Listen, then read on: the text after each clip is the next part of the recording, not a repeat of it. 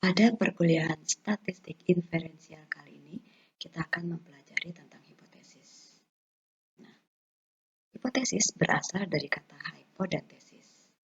Hipotesis merupakan jawaban sementara dari permasalahan penelitian yang kebenarannya akan diuji secara empirik dengan melakukan penelitian.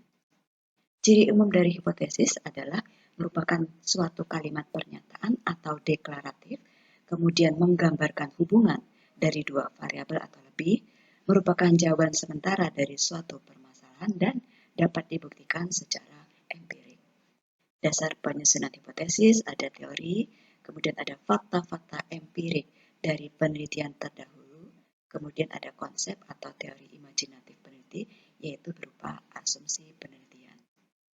Nah, jenis-jenis hipotesis yaitu hipotesis nul atau dinotasikan dengan H0, yaitu hipotesis yang menyatakan sesuatu tidak ada perbedaan atau tidak ada hubungan dengan yang lain. Sebagai contoh, tidak ada hubungan status pekerjaan dengan hipertensi, kemudian tidak ada perbedaan rata-rata tekanan darah laki-laki dengan perempuan, tidak ada hubungan model pembelajaran dengan prestasi, tidak ada perbedaan self-regulated learning antara mahasiswa kependidikan dengan mahasiswa non-kependidikan, kemudian tidak terdapat hubungan antara kompetensi sosial dengan kecerdasan emosional pada anak usia 8-10 tahun. Jadi ini adalah hipotesis nul, menyatakan sesuatu tidak ada perbedaan atau tidak ada hubungan.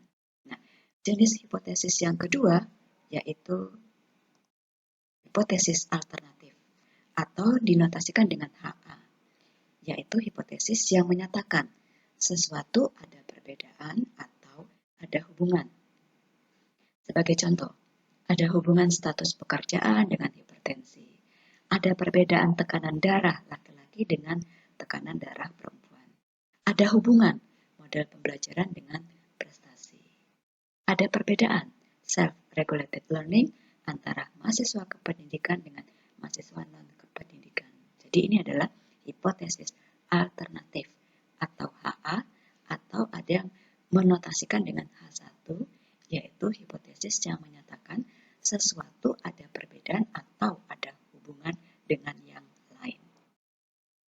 Arah hipotesis berdasarkan rumusan hipotesis alternatif, maka dibedakan menjadi dua, yaitu hipotesis dua arah, two-tail atau two-way, atau ada yang menyebut dengan hipotesis non-direksional, yaitu hipotesis yang menyatakan ada hubungan atau ada perbedaan, tetapi tidak melihat bahwa sesuatu lebih tinggi atau lebih rendah dari yang lain.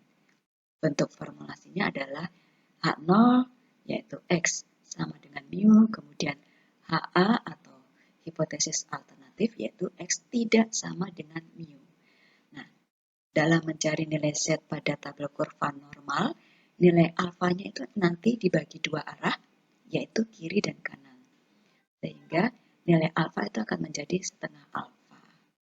Nah, ini adalah hipotesis dua arah di mana hanya menyatakan ada hubungan atau perbedaan, tetapi tidak melihat seberapa besar hubungan atau perbedaan tersebut. Contohnya adalah ada hubungan status pekerjaan dengan hipertensi. Ada perbedaan tekanan darah laki-laki dengan perempuan. Terdapat hubungan antara motivasi belajar dan prestasi belajar. Jadi sekali lagi, hipotesis dua arah ini adalah menyatakan bahwa ada hubungan atau ada perbedaan, tetapi tidak melihat seberapa besar hubungan dan perbedaan tersebut. Nah, berbeda untuk hipotesis satu arah atau one tail atau one way atau hipotesis direksional, yaitu menyatakan ada hubungan atau perbedaan di mana sesuatu lebih tinggi atau lebih rendah dari yang lain. Bentuk rumusan hipotesisnya yaitu untuk H0 yaitu X kurang dari sama dengan mu, dan untuk HA atau hipotesis alternatif X lebih dari mu. Sehingga dalam mencari nilai Z pada tabel kurva normal, nilai lambdanya hanya satu arah. Jika kita menetapkan alfanya 0,05, maka nilai Z-nya adalah 1,65. Sebagai contoh, orang yang bekerja itu beresiko hipertensi dibandingkan dengan orang yang tidak bekerja. Atau tekanan darah perempuan lebih rendah dari tekanan darah laki-laki.